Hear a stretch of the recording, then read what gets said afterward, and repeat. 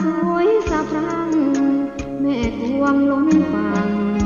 โอ้แดนป่าสางดังมนต์มัดใจเห็นดอยขุนตาลคลึงสวงน้ำตกกวางหลวงเพลินไพรหาริพูนชัยฟังใจไม่ลืม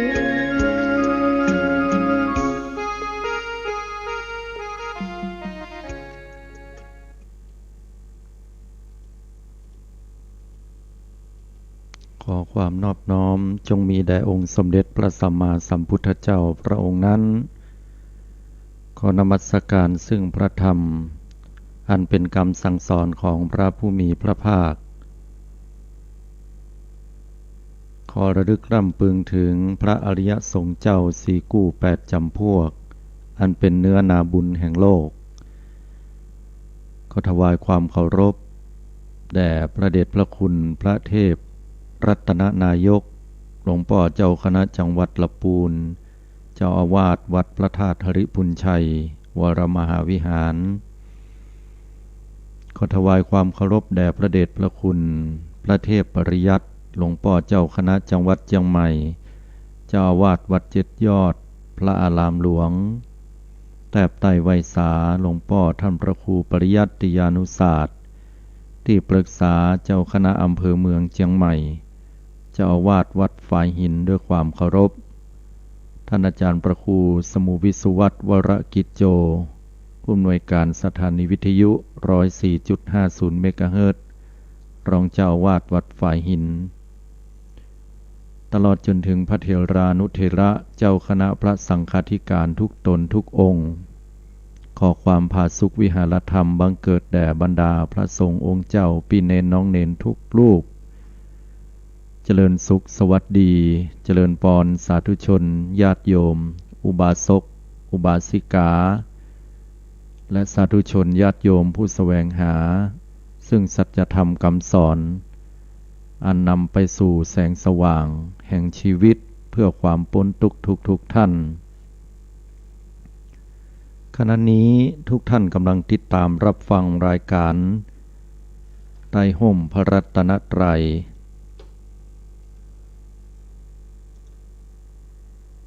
ออกอากาศกุเจ้าของวันพุธเวลา 5 นาฬิกาถึง 6 นาฬิกาเป็นเวลา1 ชั่วโมงดำเนินรายการโดยอาตมาภาพอนาลัยอนาลโยโดยสาธุชนญาติโยมสามารถติดตามรับฟังรายการได้ทางสถานีวิทยุเพื่อการศึกษาพระพุทธศาสนาและวัฒนธรรมคลื่น FM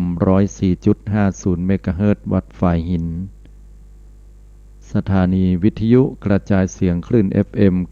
90.75 เมกะเฮิรตซ์เสียงป่าสางขออนุโมทนากับคุณโยมรัตดาอินตางามมาณโอกาสนี้และสถานีวิทยุ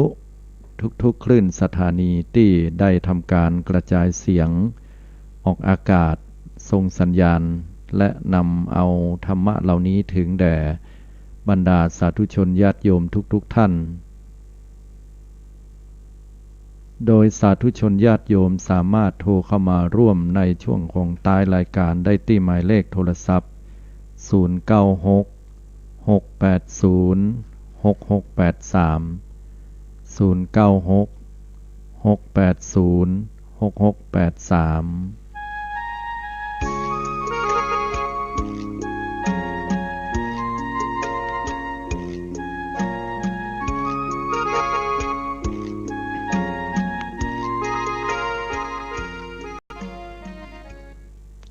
สาธุชนญาติโยมพุทธบริษัททุกท่าน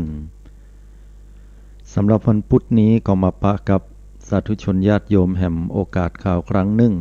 สัปดาห์หนึ่งก็จะมาปะกัน1 ครั้งช่วงโมงของอาตมาภาพนี่ก็เป็นชั่วโมงในยามเจ้าตื่นมายามเจ้าเพื่อรับเอาแสงแห่งพระธรรมขององค์สมเด็จพระสัมมาสัมพุทธเจ้าในแต่ละสัปดาห์นั้นอาตมาก็จะมีธรรมะเข้ามาให้ท่านทั้งหลายนั้นได้นำไปพิจารณาญาติโยมทุกท่าน ในชีวิตประจำวันคนเฮานั้นใจชีวิตอยู่ด้วยกันด้วยความเข้าใจกันพ้องบ่เข้าใจกันพ้องด้วยความที่เฮาวิตกหวาดหวั่นหรือบางครั้งเฮาเข้าใจกันในทางที่ถูกหรือเข้าใจในทางที่ผิดไปก็มี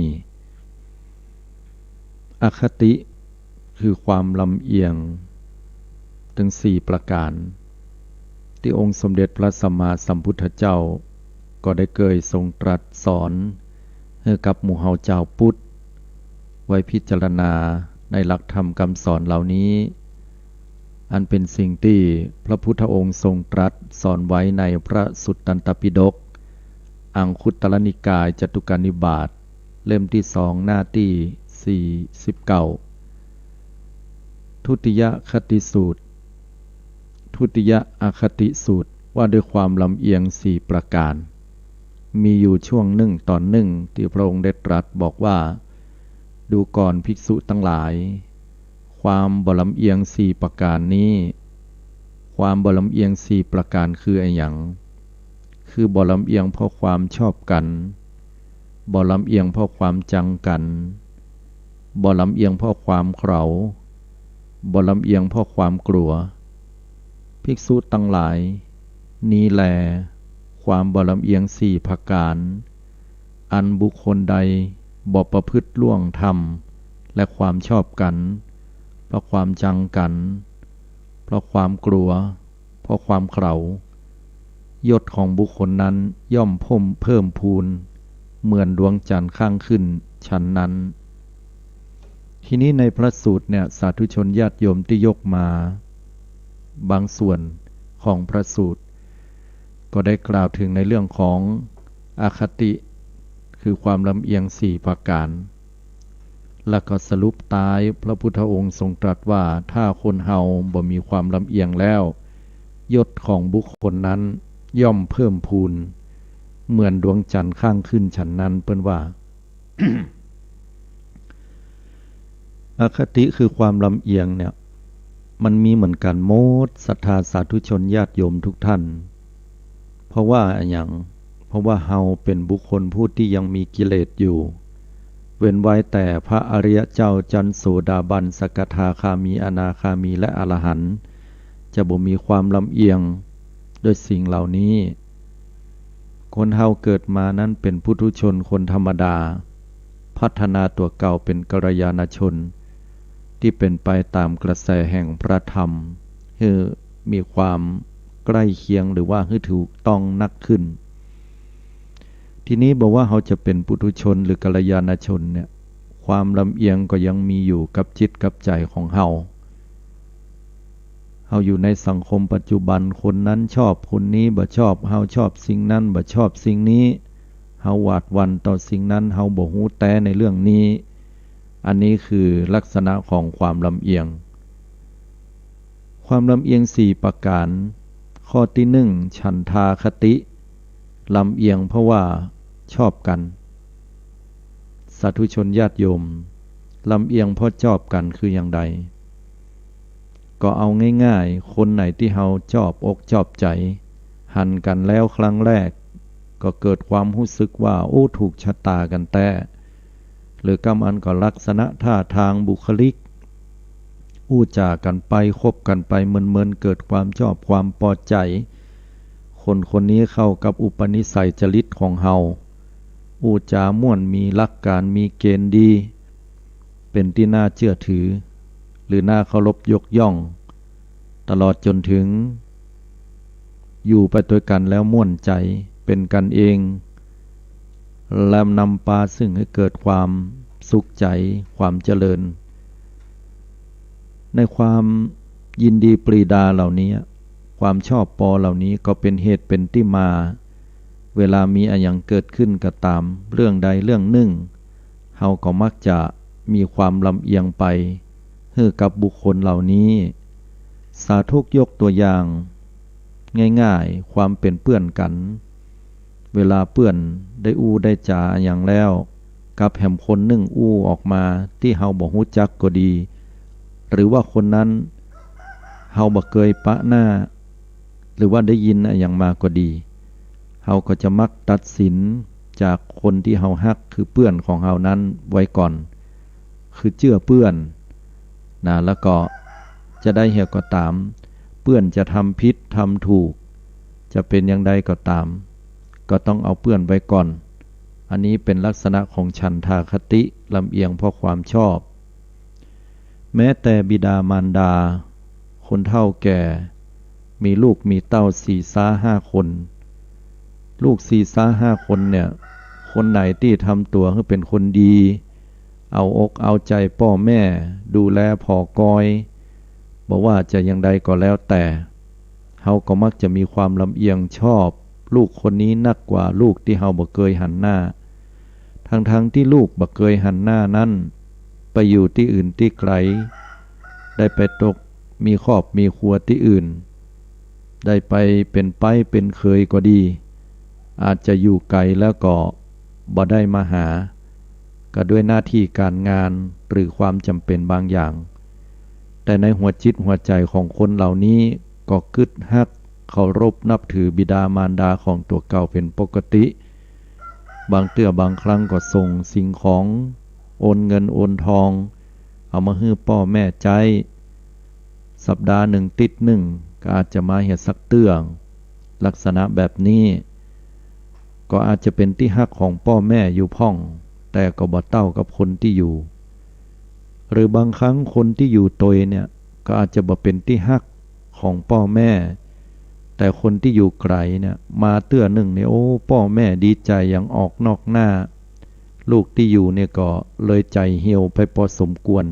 เพราะเกิดการเปรียบเทียบกันทีนี้พ่อแม่ก็เลยฮักลูกนะคนที่อยู่ไกลนักกว่าลูกที่อยู่ใกล้เพราะอะไรอย่างเพราะว่าลูกที่อยู่ใกล้นั้นถามว่าฮักพ่อแม่ก็ฮักกะแต่เนื่องจากว่าความใกล้ชิดกันบางครั้งความเกรงใจก็หายไปความเกรงใจหายไปก็มักจะต่อว่ากันพ่องมีปากมีเสียงทะเลาะเบาะแว้งหรือเป็นเหตุนำมาให้เกิดความบ่เปิงอกเปิงใจตึงลูกเต้าและพ่อแม่พอเป็นลักษณะดังนี้ลูกที่อยู่ไกลบ่มีการกระทบกระทั่งก็เป็นที่มาของคำว่าความอาลัยเมื่อลูกได้มาแล้วเอาอกเอาใจ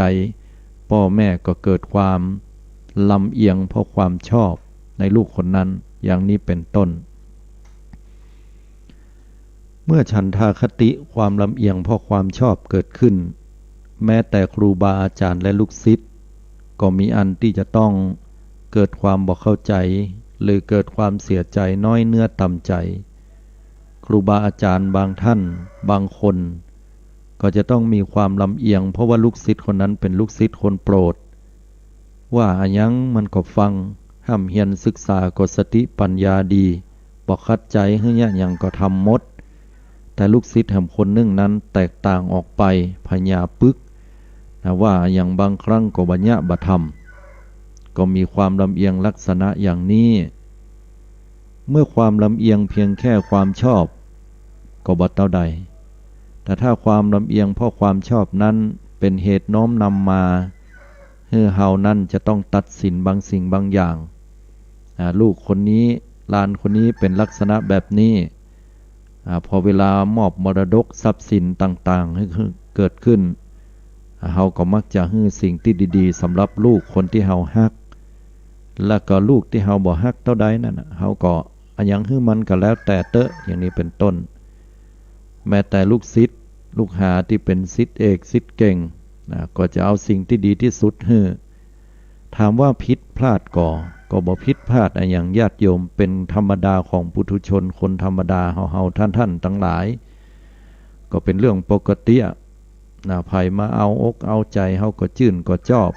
บอกว่าลูกศิษย์บอกว่าลูกเต้าบอกว่าเพื่อนฝูงบอกว่าน้องนุ่งสุ่งซองที่จะมาเอาใจปี้เอาใจอ้าย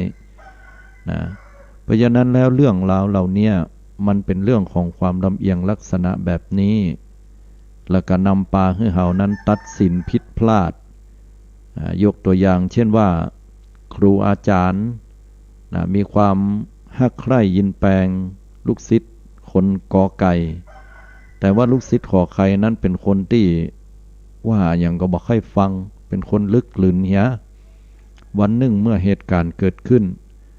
ผลปรากฏว่าคนที่ผิดนั่นก็คือเป็นลูกศิษย์ที่ฮักแต่พอการตัดสินออกมาครูบาอาจารย์นั้นก็คือคนที่เป็นลูกศิษย์ฮักนั้นเป็นฝ่ายถูกต้องและที่แย่ไปกว่านั้นก็คือลูกศิษย์ที่ตัวเก่าบ่ได้ฮักเป็นฝ่ายที่ผิดพลาดก็นำมาซึ่งความเครียดแค้นชิงชังความบ่เข้าใจความโกรธความเกลียดสำหรับลูกศิษย์ที่บ่ได้รับความเป็นธรรมอย่างนี้เป็นต้นศรัทธาญาติโยมมันมีอยู่ในทุกยุคทุกสมัยทุกสังคมของเฮาแม้แต่เรื่องราวต่างๆในสังคมปัจจุบันเกิดขึ้นอย่างวุ่นวายฝ่ายหนึ่งฝ่ายใดในสังคมของเฮาฝ่ายหนึ่งฝ่ายใดที่ชอบกันพอเวลาสิ่งที่อู้ที่จ๋าตรงใจถูกต้องกับใจของเฮาอาจจะบ่ถูกต้องตามความเป็นจริงก็ยินดีปรีดาชื่นชอบพอใจกันลักษณะนี้คือฉันทาคติลำเอียงเพราะความชอบกันถ้าเป็นแห่มฝ่ายหนึ่งแห่มกลุ่มหนึ่งมาอู้มาจาแล้วก็บ่ชื่นชอบแม้ว่าสิ่งเหล่านั้นจะเป็นสิ่งที่ถูกต้องก็ตามฉะนั้นเมื่อเฮาได้ลดละอคติความชอบกันเนี่ยตั้งใจเป็นกลางแล้วก็พิจารณาว่าตามเหตุของมรรคของผลเหตุของความถูกต้องดีงามแม้แต่พ่อแม่เนี่ยยกตัวอย่างถ้าหากว่าลูกตัวเก่าเป็นลูกหัวแก้วหัวแหวนแล้วครูบาอาจารย์ที่พร่ำสอนอยู่ในโรงเรียนก็ดีจะมาว่ามาดุมาด่าเนี่ยบ่ได้เลยเหมือนทั้งที่ข่าวเคยเกิดขึ้นมาหลายหลายครั้งบางก็ฝ่ายครูผิดนั่นก็ถือว่าผิดไปแต่ถ้าเป็นฝ่ายที่ครูเปิ้นคอยที่จะลงโทษตามความเหมาะสมแล้วก็เมื่อลงโทษไปแล้วก็เพื่อหวังที่จะให้ลูกศิษย์นั้นลาบจำแต่เป็นไปเพื่อที่จะเกิดการพัฒนาแต่ฝ่ายผู้ปกครอง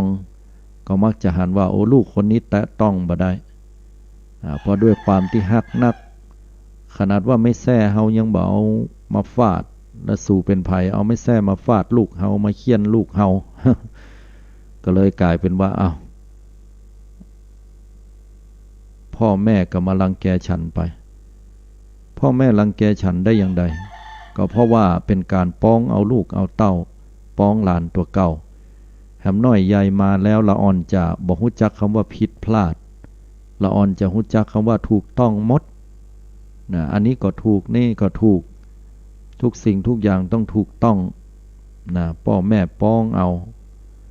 แล้วก็บ่หันว่าสิ่งเหล่านี้เป็นสิ่งที่ผิดพลาดต้องตักต้องเตือนลูกเต้าเหล่าหลานบ่เป็นลักษณะนั้นใหญ่ขึ้นมาแหมน้อยเป็นวัยรุ่นมันก็จะไปสร้างปัญหาในสังคมให้เกิดเรื่องเกิดราวกันเกิดขึ้นเหมือนเรื่องราวที่ปรากฏฉะนั้นเมื่อพ่อแม่ฮักลูกพ่อแม่จะต้องบ่มีอคติคือความลำเอียงลักษณะอันนี้ตัวอย่างของการห้ามเรียนศึกษาเวลาครูบาอาจารย์เปิ้นพร่ำสอนเขาก็จะต้องฟัง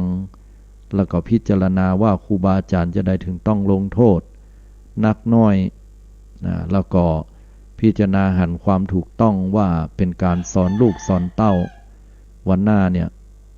ลูกเต้าก็จะได้รู้ว่าสิ่งเหล่านี้มันเป็นกรอบสังคมสิ่งเหล่านี้บอกควรจะไปล่วงไปเลยไปละไปทำให้ผู้อื่นเดือดร้อนและสังคมของเฮาก็จะมีแต่คนที่ดีๆครูบาอาจารย์เป็นผู้ตกแต่งดูแลเหมือนประติมากรที่ปั้นสิ่งต่างๆให้เกิดขึ้นจะงดงามจะเบี้ยวไปทางใดบิดไปทางใดจะเหมาะจะงามหรือไม่ขึ้นอยู่ที่การตกแต่งก็เหมือนพ่อแม่เช่นเดียวกันทีนี้ถ้าเฮาบ่ฮื้อครูบาอาจารย์หรือพ่อแม่บ่ยอมที่จะตกแต่งลูกต่างคนต่างเอาอกเอาใจลูกเหียก็เป็นเหตุเป็นที่มาของความเสื่อมที่จะเกิดขึ้นได้อันนี้ลักษณะของฉันทาคติลำเอียงเพราะว่าชอบกันโดยบ่ได้พิจารณาความถูกหรือความผิดอันใดก็เป็นเรื่องที่เกิดขึ้นได้ในสังคมปัจจุบันข้อที่2โทสาคติ ลำเอียงเพราะว่าจังคือข้อนี้เป็นลักษณะของบุคคลผู้ที่บ่ชอบกันยกตัวอย่างเปื้อนนะเป็นเปื้อนกันหรือว่าเป็นคนหู้จักกันสุมาเตอร์ว่าเป็นภาษาเจ้าบ้านห้าบ่ชอบขี้หน้ามันบ่อีน่ะ พอหันกันบ่กองหันกันบ่ได้ก็รับตาจังใส่กันนะหันกันแล้วนี่ก็บ่เป็นที่ชื่นชอบยินดีต่อกันและกันเมื่อเป็นอย่างนั้นแล้วเนี่ยอคติคือความลำเอียงเพราะความบ่ชอบก็เกิดขึ้นนะตัดสินผู้อื่นโดยความที่คนนั้นยะอย่างอันอย่างอี้นะพอหันเขาปุ๊บมาไปทิศแต่อันนั้นเนี่ยหมอกเอาหน้านะกะนะก็เป็นอคติเพราะบ่ชอบกันแต่ถ้าลองชอบเพราะเราดีล้ำดีเหลือช่วยเปิ้นจัดดีแต่แน่อันนี้ไปแหมอย่างหนึ่งโทสะคติเมื่อเข้าครอบงำจิตใจของภัยเพราะความบ่ชอบกันแล้วก็จะไปตัดสินผู้อื่นในทางที่ลบในทางที่ผิดโดยตลอดพ่อแม่ก็หันว่าลูกนั้นแม้จะทำดีเพียงไหนให้กับพ่อแม่ก็เหมือนว่าเป็นคัดหูคัดตาไปให้หมดมึงไปมาใกล้กูรำคาญไปไกลๆนะจะไปมายุ่งกับกูลูกก็ปาดน้ำตาไปว่าทำดีบ่ได้ดีไปอย่าลูกศิษย์ลูกหานะหรือว่าครูบาอาจารย์ได้ลงโทษไปด้วยความที่เกลียดชังก็เป็นที่มาของความกังขาใจของลูกศิษย์นะอย่างนี้เป็นต้นแม้แต่คนในสังคมของเฮานะอยู่กันคนละที่คนละกลุ่มกลุ่มนั้นและกลุ่มนั้นบ่ชอบก็เป็นที่มาของความเกลียดชังแล้วก็นำพาให้เกิดความเข้าใจผิดหรือบ่ได้ตั้งจิตให้มันเป็นกลางลำเอียงเพราะความบ่ชอบกันจังหัวกันจังมันบ่ชอบมันจะว่าดีก็ตามหรือว่าดีก็ตามก็ถือว่าบ่ดีทั้งหมดนั่นแหละ เพราะว่าเฮาบ่ชอบเล่าหน้าจาขวัญว่าให้กันอย่างนั้นอย่างนี้อันนี้เป็นลักษณะของโทสะคติลำเอียงเพราะว่าความบ่ชอบกันถามว่าลำเอียงอย่างไรก็คือมันบ่เป็นแกนกลางนั่นนะญาติโยมคือบ่เป็นกลางใจมันบ่เป็นกลางมันเวไปนะเวไปหันคนนั้นน่ะมันบ่ถูกอกถูกใจแล้วก็เวไปในทางที่ว่าบ่ชอบมันนะหันคนบ่เป็นที่น่าพึงพอใจก็เป็นลักษณะแบบนี้ข้อที่3โมหคติลำเอียงเพราะความหลงข้อนี้เนี่ยเปิ้นหมายถึงว่ามันเป็นความผิดพลาดเพราะความเขลาขาดการพิจารณาด้วยปัญญาเปิ้นว่าคือเป็นลักษณะของคนที่ขาดการพิจารณาคือคล้ายๆกับเอาเปิ้นว่าเหมือนกันบางกรณียกตัวอย่างเช่นว่าหมู่จุมเนี่ยอย่างไปก็เอากับหมู่กับจุมนี่แหละเปิ้นว่าได้ก็เอาอย่างอันนะแต่บ่ได้พิจารณาว่าเรื่องราวเหล่านั้นถูกต้องหรือผิดพลาดอันใดก็เอาหมู่ว่าในเรื่องทั่วไปเนี่ยบ่เป็นหยังแต่ถ้าเอาหมู่ว่าไปตัวตามหมู่สิ่งนั้นถูกสิ่งนั้นผิดพอถึงแม้ว่าจะผิดก็แล้วแต่ตัวเก่าผิดเต็มหรือว่าเรื่องนั้นเป็นเรื่องที่บ่ดีแต่ว่ากลุ่มคณะหมู่จะเอาอย่างอันแล้วตัวเก่าก็จะต้องไปตัวอันนี้มันก็เป็นเรื่องปกติของสังคมปัจจุบันถ้าบ้านบ่เข้าหมู่บ่เข้าฝูงแฮมละอินะก็เป็นที่มาของคำว่าโมหคติลำเอียงเพราะความหลงไปความหลงบ่ฮู้แต่นอกจากหมู่คณะแล้วก็เป็นบุคคลได้เหมือนกันเช่นหลงบ่ฮู้ว่าสิ่งนี้ทำแล้วเป็นอกุศลสิ่งนี้ทำแล้วเป็นกุศลบ่ฮู้อย่างเพิ่นบอกว่าฆ่าสัตว์ตัดชีวิตเนี่ยมันเป็นบาปแต่เฮาก็ยังเถียงกันก็มันเป็นของเลี้ยงโลก อันนี้ก็เป็นความลำเอียงเพราะความหลงเหมือนกันนะมันเป็นของเลี้ยงโลกเลี้ยงโลกอย่างใดป่ามันเป็นของเลี้ยงโลกเฮาก็ยับมาฆ่ามันถึงบาปไว้นะถามว่าบาปก็มันก็บาปอะกะเนาะเพราะว่าชีวิตทุกชีวิตนะหักตัวกลัวตายมนุษย์คนเฮาเอาตัวเก่าเป็นศูนย์กลางเอาตัวเก่าเป็นพมานแล้วก็บ่ได้กึดถึงเราสัตว์อื่นอันนี้เฮาอู้ในเรื่องของศีลธรรมนะบ่ได้อู้ในเรื่องของการยังชีพนะ พอเป็นลักษณะอย่างนี้แล้วก็เฮาก็ไปตัดสินนะปลาหรือสัตว์บางสิ่งว่าเป็นของเลี้ยงโลกแล้วเฮาเคยไปถามป่าก็ว่ามึงเป็นของเลี้ยงโลกมึงจะต้องโดนกูฆ่าเพื่อเอาไปกินถ้ามันเป็นอย่างนั้นแต่เฮาลองไปยับป่ามันก็คงจะบะสดหนีนะก็ปอก็คนเฮานั่นน่ะญาติโยมนะถ้าสมมติเสือมันออกจากป่าจ้างมันออกจากป่าพร้อมกันเข้ามาหาเฮาอย่างเงี้ยหันเสือหันว่ามนุษย์นั้นเป็นของเลี้ยงโลกของมันเนี่ยโอ้กำนี้เนี่ยเฮาก็คงจะเดือดร้อนวุ่นวายกันเนาะบ่ยอมมันแหละเปียมีดเปียปืนเปียผ้ามีวิธีการอันใดที่อยากฆ่าจะแกงมันได้หรือหนีนะเฮาก็จะต้องยะแน่จ้างมันจะเข้ามามันคิดว่าเฮาน่ะเป็นของเล่นของมันจะมันย่ำเฮาให้ตายนะเฮาก็คงบ่ยอมมันบอกว่าเฮาเป็นของเลี้ยงโลกของมันคือเป็นของเล่นเฮาก็คงจะบ่ยอมแน่อันนี้แหละศรัทธาญาติโยมทั้งหลายก็เป็นโมหคติเพราะความลำเอียงเพราะความหลงเหมือนกันคือบ่เข้าใจความเป็นจริงของแต่ก็เลยลำเอียงไปว่าสิ่งเหล่านี้เป็นของเลี้ยงโลกหรือเป็นของที่เฮาจะพึงยะได้โมหคติความลำเอียงเพราะความหลงก็เป็นลักษณะของความเข้าใจผิดได้เช่นเดียวกันยกตัวอย่างเรื่องราวของอหิงสกะหรือว่าองคุลิมานเนี่ยองคุลิมานในพุทธประวัติเป็นบุคคลในประวัติศาสตร์แต่องคุลิมานได้ไปเฮียนเมืองตักกศิลาไปฝากตัวเป็นลูกศิษย์ของอาจารย์ผู้มีความรู้ความสามารถอันนักแล้วก็ในสำนักนี้ก็เป็นสำนักที่รับลูกศิษย์ไว้หลายคนมีวิชาห้ามเฮียนเรื่องของหอกของดาบของ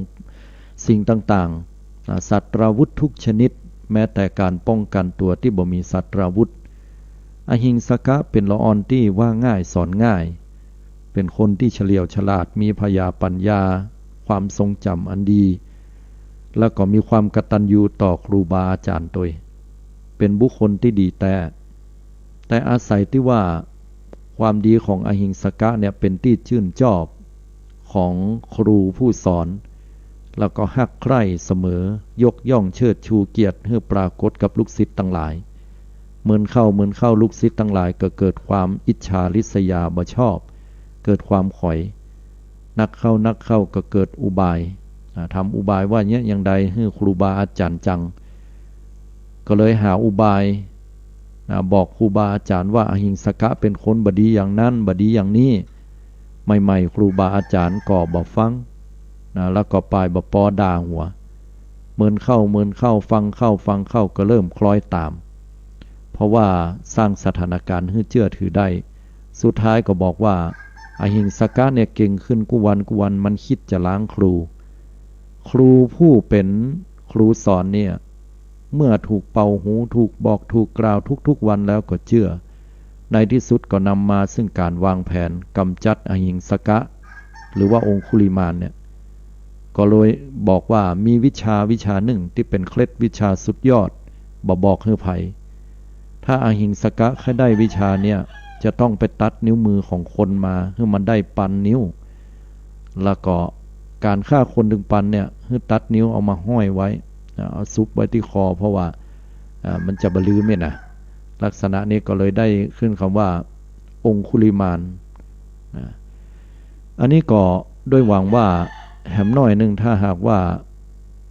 อหิงสกะหรือองคุลิมานเนี่ยอย่างเงี้ยอาชญาบ้านเมืองก็จะเกิดขึ้นแล้วก็บ่พ้นคนตั้งหลายก็เกรงกลัวเกลียดจัง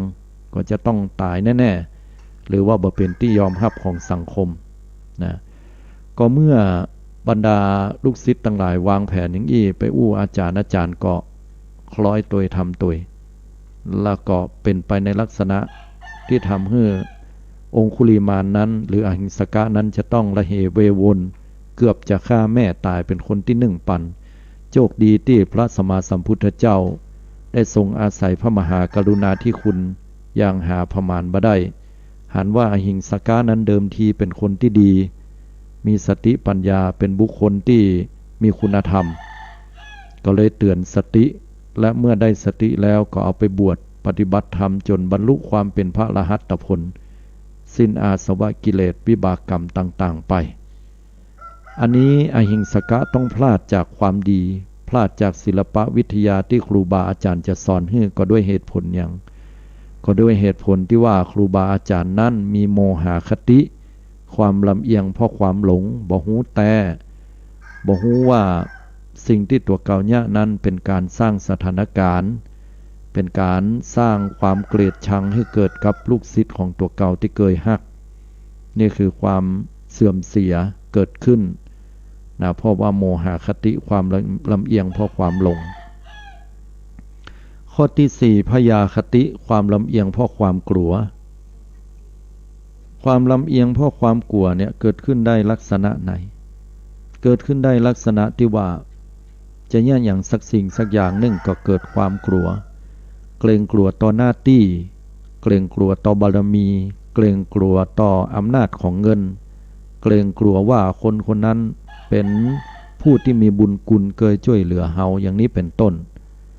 สาธุยกตัวอย่างบางคนบางท่านก็ดีเกรงกลัวที่จะตัดสินตัดสินความถูกความต้องกับเรื่องราวต่างๆที่เกิดขึ้นในสังคมบางกรณีเกิดขึ้นจะตัดสินไอ้กอกับไอ้ขอไอ้กอเนี่ยมันเป็นคนร่ำรวยมีเงินมีทอง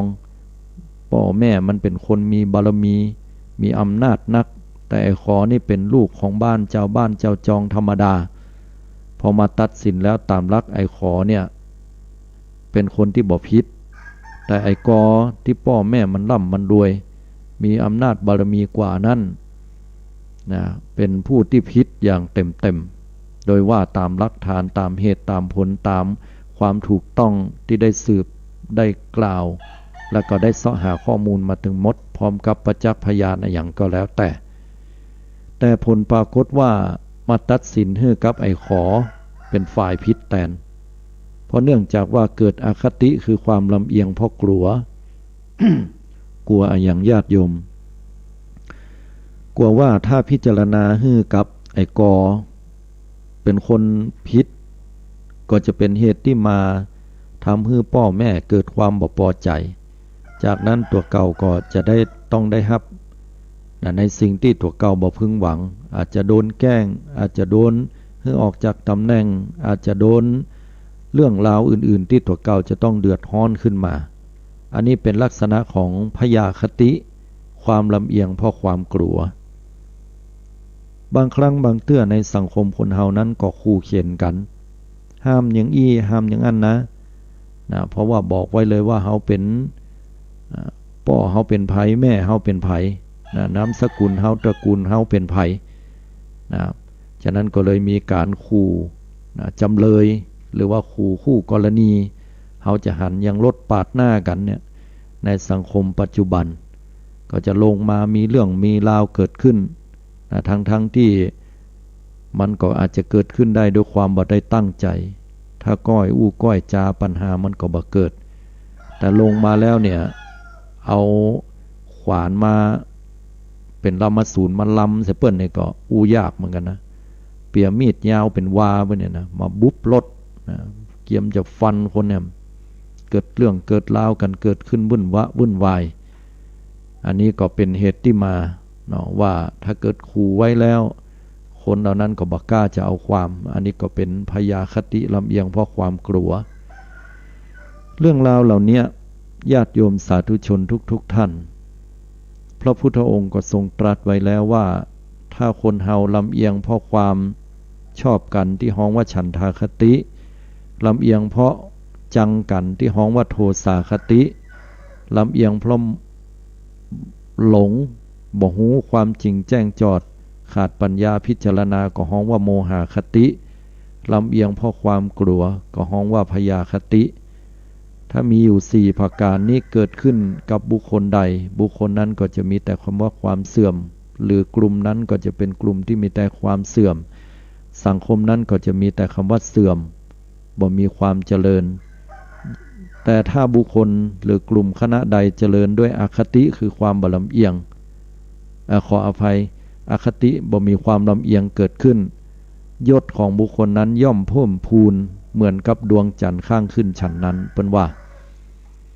อคติคือความลำเอียงนั่นเกิดขึ้นที่ไหนก็นำมาซึ่งปัญหาก็นำมาซึ่งความยินดีพอใจแห่งฝ่ายหนึ่งที่เป็นฝ่ายพิษแต่บ่เป็นที่ยินดีพอใจเกิดความเสียอกเสียใจน้อยเนื้อต่ำใจเครียดแค้นชิงชังสำหรับผู้ที่บ่ได้รับความเป็นธรรมสาธุชนญาติโยมทุกท่านการที่คนเฮามีอคติมันเป็นธรรมดาของเจ้าโลกแต่ถ้าเว้นจากอคติได้เฮาจะมีแต่ความเจริญอย่างเดียวพระอริยเจ้าจันโสดาบันสกทาคามีอนาคามีพระอรหันต์นั้นบ่มีอคติคือความลำเอียงกับสิ่งเหล่านี้เพราะอย่างเพราะเพิ่นว่าไปตามธรรมตามวินัยตามความถูกต้องอันนี้ก็มาอู้จาให้ศรัทธาญาติโยมได้ยินได้ฟังกันเนาะก็โทรกันเข้ามาได้เนิ่นในวันนี้เอาเรื่องของอคติ4ประการมาอู้มาจา0966806683โทรกันเข้ามาได้เน้อญาติโยมสาธุชนญาติโยมนะก็สัปดาห์หนึ่งก็ปะกันเตื้อเดียวนะคือวันพุธอาตมาก็ยินดีที่ได้มานำเอาธรรมะมาให้กับบรรดาท่านทั้งหลายได้พิจารณาได้ฟัง7909เจริญปรโยมไหว้สาเจ้าท่านอาจารย์เจ้าโทรมาจากวัดเกตการามเชียงใหม่จำได้ละเสียงวันนี้ฟังเรื่องอคติ4ฟังเรื่องอคติ4แล้วมีเนาะในสังคมบ้านเฮาเป็นเรื่องปกติเนาะทุกที่มันเป็นเรื่องปกติเจ้าถ้าจะซกเอามันก็ต้องมีพ่องแล้วก็ซกมันเจ้าแม่นมีพ่องเป็นธรรมดาเนาะเจ้าคนเฮามันมีกิเลสอยู่แต่อย่างใดเนี่ยถ้าเฮาหวังความเจริญเพิ่นก็ว่าให้เฮาเนี่ยพยายามหลีกเลี่ยงอคติถึง4ข้อก็จะเป็นไปเพื่อความเจริญเนาะญาติโยมเนาะถ้าพูดนี่ฝนตกกะโยมตกเจ้าแต่คืนก็ตกแต่วันนี้บ่ตกอ่ะตกค่ำๆแท้ๆกำเดียวกับย่างเจ้าที่อาตมานี่ตกหนักอยู่เมื่อคืนก็เย็นสบายแต่เมื่อเจ้านี่ตกแล้วก็ร้อนอยู่แหมละเจ้าก็เป็นธรรมดาก็ร้อนมาเลยอ่ะเจ้าเนาะสาธุอนุโมทนาเนอะที่ได้โทรเข้ามานะร่างใจท่านเลยเจ้าเช่นเดียวกันเจริญพรหมายเลขโทรศัพท์7631เจริญพรโยมเราคือเจ็ดนะยายนะยายกะยาย117เนี่ยฟังรายการอคติ4แล้วเป็นไดเป็นยายหกล้มนั้นเดี๋ยวนี้แฟนขึ้นเดินได้หรอหกล้มคือประสบอุบัติเหตุเนาะเจ้าอยู่ห้องบ้านออกมาอยู่บ้านแล้วก็มาไปถอดไม้น่ะแล้ววันที่8คนจะนัดไปทำกรรมเจ้าจะได้ก็ฟังอยู่เนาะพี่กำลังใจเหอะว่าอย่างนั้นเนาะอนุโมทนาขอบคุณจะได้ก็ขอเหอะอยู่ดีมีสุขเนอะปันหอมปันหายบุญกรรมบุญจูเนอะเจริญพร2792เจริญพรโยมฮัลโหลโยมปิดวิทยุก่อนเนอะมันจะงงนะโยมนะเจ้าโทรมาจากที่ไหนเจ้าไม่ทราบเจ้าได้ยินละโยมโทรมาจากทางใดสันนาเมงเจ้าตะบนสันนาเมงสันทรายเจ้าสันนาเมงสันทรายฟังอคติ4วันนี้เป็นคติสนใจที่เจ้าเกิดขึ้นได้ในสังคมเฮาเป็นเรื่องปกติเนาะเจ้ามีกับเจ้ามีตัวอย่างจะนั่งเจ้าที่ว่ามันน้อยๆนี่พ่อแม่เอาใจนะเจ้าได้มาถึงคนที่ว่าภาคของเฮาเป็นจังของเปิ้นนะเจ้านั่นแหละเนาะ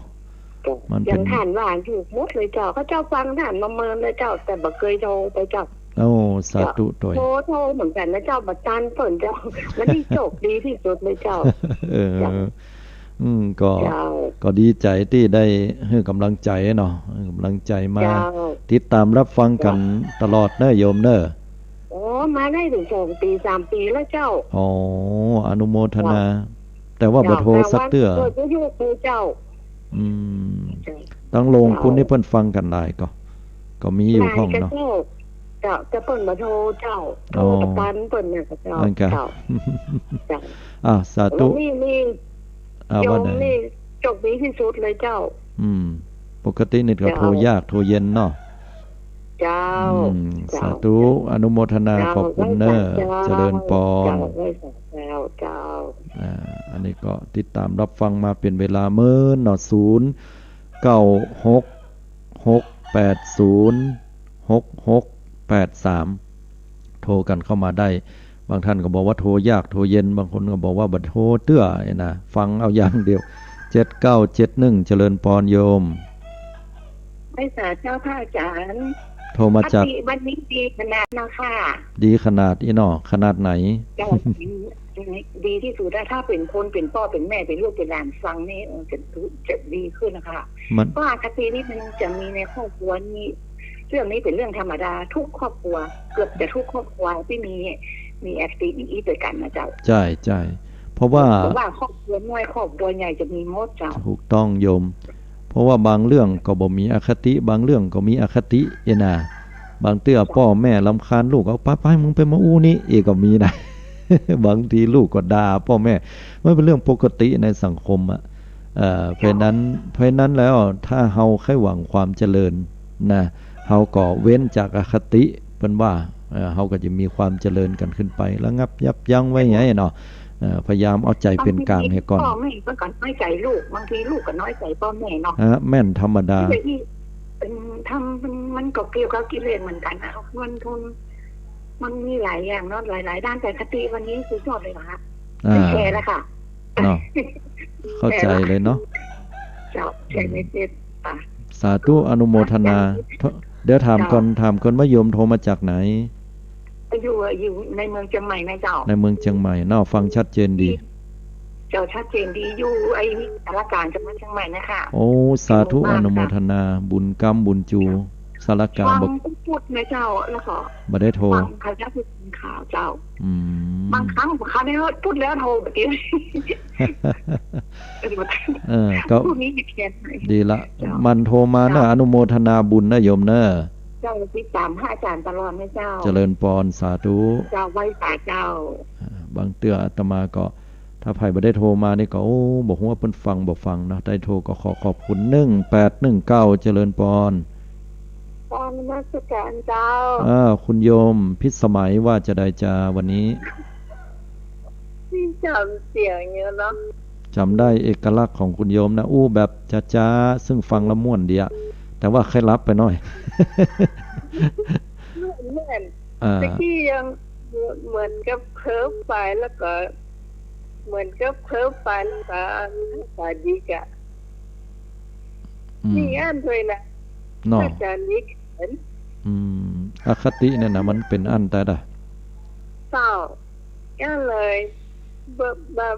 เพิ่มไปแล้วสาดีแขนมาพังคือผ่านเลยอ่ะเนี่ยแล้วเรื่องอคตินี่มันเกิดขึ้นในสังคมปัจจุบันเป็นปกติเนาะโยมเนาะเปล่าแม่นละมันเป็นอันแต่เลยอคติถ้าคนเฮาเว้นจากอคติก็เป็นการดีเนาะเปล่ามันก็ค่อนข้างยากเหมือนกันใช่ๆอคติเนี่ยค่อนข้างยากอยู่ใช่ส่วนมากจะรับเรียงเพราะทันมากกว่าหันชัดนะแต่ชัดเลยอันนี้บ่ชอบหมู่นะเฮาถึงบ่ฟังถึงฟังมาก็ถึงแปลไปแหมอย่างนึงนี่น่ะเนาะจากข่าวเป็นดำจากดีก็ไปกลายเป็นบ่ดีไปใหญ่น่ะเนาะเป็นอันแต่นะนี่นะเชื่อเนี่ยต้องตั้งเนี่ยนะใช่อนุโมทนาเนอะที่ได้โทรเข้ามาเจริญปอนต้องขออภัยหลายๆท่านตัวเนาะเพราะว่า บางเตื้อบ่ได้อู้กันเมินก็เนื่องจากว่ามีแหมหลายๆสายด้วยกันนะ0966806683ธรรมะที่อาตมายกมาแต่ละสัปดาห์นั้นนะญาติโยมอย่าสังเกตว่าโอ้ถูกละอย่างที่พระอาจารย์ว่าเนี่ยถูกกุกกรรมถูกกุอย่างที่ถูกเนี่ยบ่ใช่ของอาตมานะโยมแต่เป็นธรรมะของพระพุทธเจ้านี่แหละที่เปิ้นฮ้องว่าสัมมาทิฏฐิความเห็นที่ถูกต้องเป็นบุญนะญาติโยมคือเห็นถูกต้องตามหลักทำนองกองธรรมของพระพุทธเจ้าคือเปิ้นเฮือเอาใจเนี่ยต้ยไปแล้วก็เป็นทิฏฐุชุกรรมความเห็นทำความเห็นของเฮาให้ตรงเป็นบุญอย่างหนึ่งนะเป็นบุญอย่างหนึ่งถึงแม้ว่าในความเป็นจริงอ่ะเฮาจะบ่สามารถที่จะปราศจากอคติบ่มีอคติกับไผได้เลยน่ะมันเป็นไปบ่ได้ง่ายๆเนาะนอกจากเฮาจะเป็นพระอริยเจ้าชั้นโสดาบันขึ้นไปแต่อย่างน้อยที่สุดเฮาได้ฮู้อย่างอี้เนี่ยเฮาก็จะพยายามแปลงใจเป็นกลางบ่ไปตัดสินคนอื่นโดยลักษณะของความฮักความจังความหลงนะหรือว่าความกลัวเนาะ9948เจริญปอนโยมกลับไปฟ้าพระอาจารย์เจ้าเจริญปอนปัดเสาวันนี้ฟังอคติ4ปิ้นได้พองอคติ4เนี่ยมันมีเกิดขึ้นทั่วไปเลยอ่ะเจ้าเนาะแม่แต่ครอบครัวของเฮาอ่ะจ้ะนั่นก็เปรียบเทียบกันอย่างลำเอียงเขารักอีเนาะมีลูก2คนมันก็เปรียบเทียบกันว่าปีว่าพ่อแม่ฮักน้องนักเลยอีนี่คนก็เปรียบเทียบกันไปนี่ก็น้อยใจแม่แต่เฮาก็อธิบายให้ฟังเนาะว่าเฮาก็ฮักกันเหมือนกันจึงกลัวอาจารย์ใจนั่นน่ะก็ดีเนาะมันเป็นอันยันที่เกิดขึ้นใดในขนาดว่าครอบครัวของเฮานี่ก็แม้แต่ว่าสังคมก็ต้องมีเป็นธรรมดาเนาะทุกตีทุกแห่งเนาะอนุโมทนากันละกันที่ได้โทรมาในวันนี้เนอะสาธุอนุโมทนาก็ญาติโยมโทรกันเข้ามาเนาะบอกว่าจะเป็นเรื่องราวอย่างก็ตามนะเหตุการณ์ข่าวสารอย่างต่างๆที่โยมได้รับ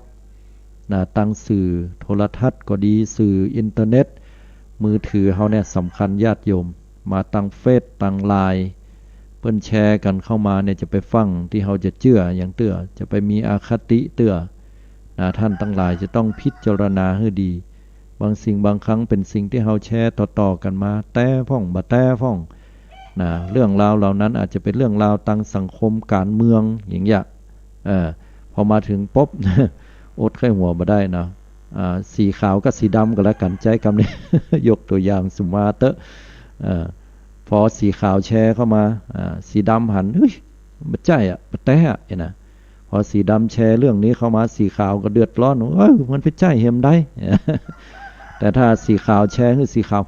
แม่นแล้วมันถึงแม่นหันก็เฮาว่าแล้วนี่นะแต่ถ้าสีดำแชร์คือสีดำไปอันนี้ก็ถูกใจในกลุ่มสีของตัวเก่าอย่างนี้เป็นต้นก็เลยขาดความเที่ยงธรรมไปมีแต่คำว่าอคติเมื่อคนเฮาลดอคติคือความลำเอียงลงแล้วพิจารณาถึงปัจจุบันนะฮะอดีตจังมันจะเป็นอย่างผ่านมากับจังมันเรื่องนั้นเรื่องนี้มาแต่ให้เฮาอยู่กับปัจจุบันพอในเรื่องของความเป็นปัจจุบันให้ดีว่าถูกต้องหรือผิดพลาดพิจารณาเรื่องราวเหล่านี้ให้ดีแล้วตัดสินออกไปว่าปัจจุบันเนี่ยที่เฮาหันที่เฮาเป็นอยู่ที่เฮาพิจารณาแล้วมันเป็นอันแต้บัดแต้ถูกต้องบ่ถูกต้องนะลักษณะนี้แล้วเนี่ยก็จะเป็นเหตุที่มาของการตัดสินใจที่ถูกต้องได้นะโดยที่บ่มีความลำเอียงต่อกันและกันแม้แต่ญาติโยมบอกว่าสังคมครอบครัวครอบครัวก็มีมันกันนะลูกเต้าบางเตื้อก็ลูกคนเก้าเป็นปี้ลูกคนน้องลูกคนที่สองเป็นตัวน้องฮักน้องเหลือปี้ปี้ก็น้อยใจหน่อยเขาก็บอกว่ามันเป็นน้องมึงอ่ะ มันก็จ้างเถียงกันได้แต่เพราะว่ามันเป็นน้องนี่เนาะ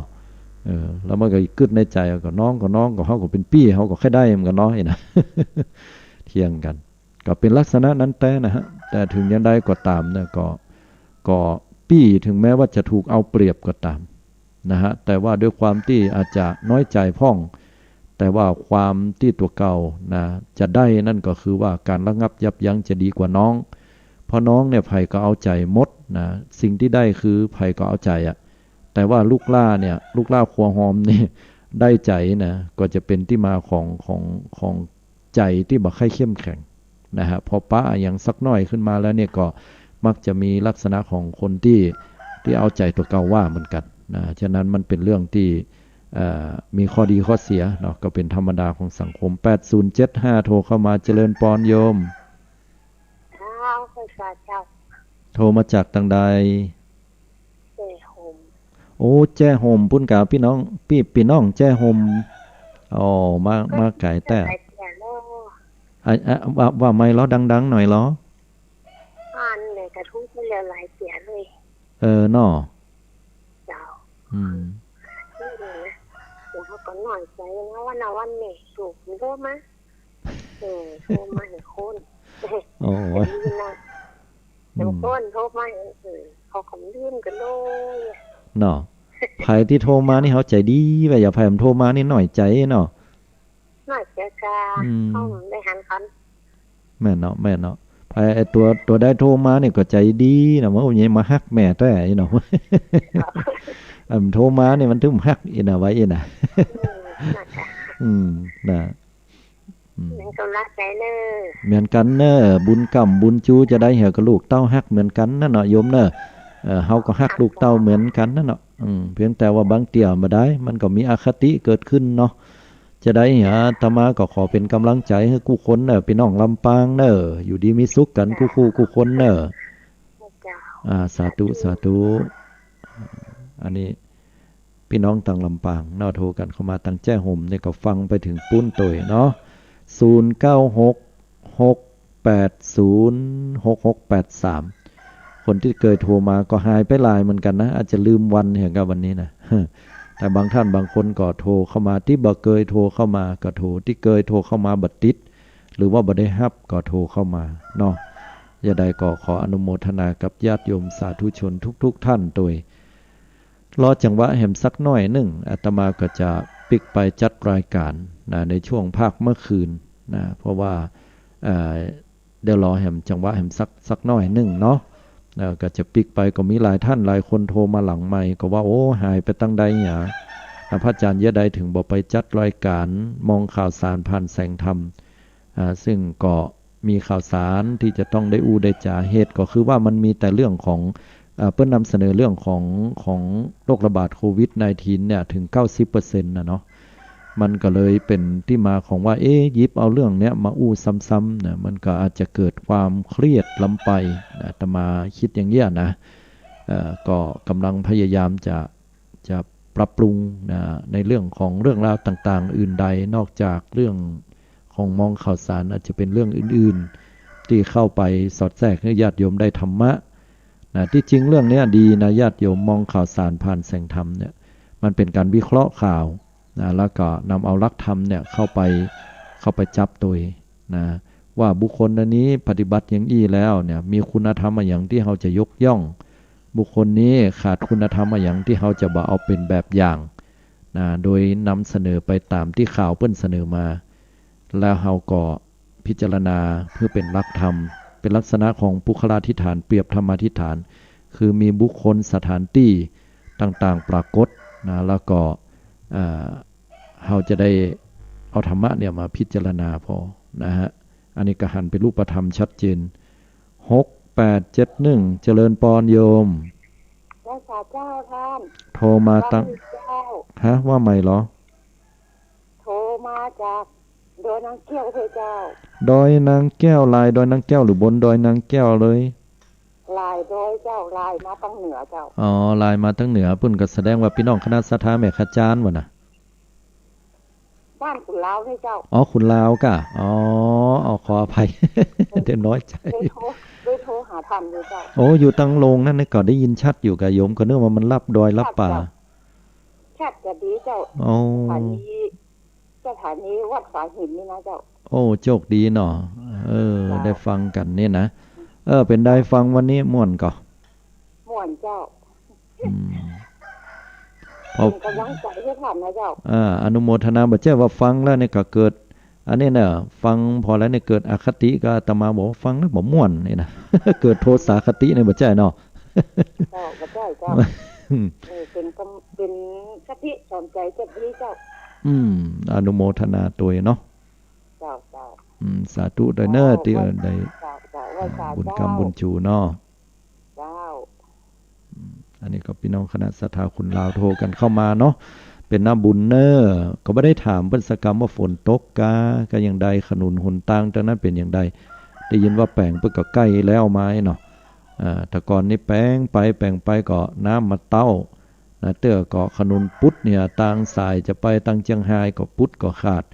เดินทางกันไปก็บ่ค่อยได้ซ้ำบ่เดียวไปบ่ได้ให้เลยโควิดญาติพี่น้องอาตมานะญาติผู้ใหญ่เสียไปนะที่เชียงไฮ้ก็ไปบ่ได้แต่นะญาติโยมไปเพิ่นก็กักตัวเนาะ14วันเนาะก็ไปยะใดได้เนาะก็พอไปถึงปุ๊บก็กักตัว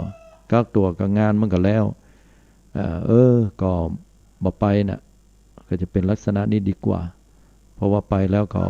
เพิ่นต้องปฏิบัติตามมาตรการเนาะอย่างอื่นก็บ่ดีก็เลยว่าในเมื่อไปบ่ได้ก็ส่งกำลังใจกันไปนะเขาก็ไลน์วิดีโอคอลมาให้พอในงานหั่นเขาก็ได้หันในงานอวยพรไปโอนสตางค์ไปทำบุญเหียอีเนาะบัดเดียวก็เป็นอันบอกเลขบัญชีธนาคารของญาติเขาเนี่ยโอนเข้าไปกี่บาทก็ให้เขาโอนใส่ธนาคารเขาแล้วเขาก็เอาสตางค์เขาแตน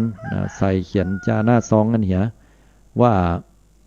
เขาชื่ออย่างหอมเท่าใดมันต้องเป็นอย่างนั้นนะฮะญาติโยมทั้งหลายฮับแหมสักสาย5913เจริญปอนห้วยสาเจ้าโทรมาจากทางใดจากปอคอยใต้เจ้าปอคอยใต้ฟังรายการเป็นอย่างใดวันนี้วันนี้เข้าใจดีเจ้าตอนนี้เขาว่าพ่อแม่ลำเอียงแล้วบัดเดียวนี้บัดลำเอียงละเพราะว่าเฮาก็ลำเอียงมันก็เจ้าเขาลำเอียงเขาลึงเหมือนกันเนาะนี่นะว่าอย่างบ่ได้ฟังอ่ะเนาะแม่นโอ้ถ้าเฮาได้ใหญ่มาจ้าถ้าเฮาใหญ่มาเท่ามาเฮาก็เข้าใจเจ้าแม่นเป็นธรรมดาเนาะเจ้าแต่เข้าใจได้ยินเป็นบุญเจ้าแล้วเจ้าแต่บ่ได้โทรเจ้าโทรมาเหมือนกันนะโทรเป็นบางเสื้อเนาะดีละจะได้ก็อนุโมทนาขอบคุณเนอบุญกรรมบุญจูเนอเจ้าไว้สาเจ้าเจริญพรสุขภาพเหมือนกันนะเจ้าเหมือนกันนะสาธุเจ้าไว้สาเจ้าอันนี้ก็โทรหมดเวลาพอดีจะได้ก็ขออนุโมทนาทุกสายเนอเป็นบุญกรรมบุญจูอยู่ดีมีสุขกันทุกท่านทุกคนอาตมาขอเอารายการใต้ห่มพระรัตนตรัยจากลาศรัทธาญาติโยมไปก่อนอายุวันโนสุขังพระลังมีความสุขความเจริญทุกท่านทุกคนเนอ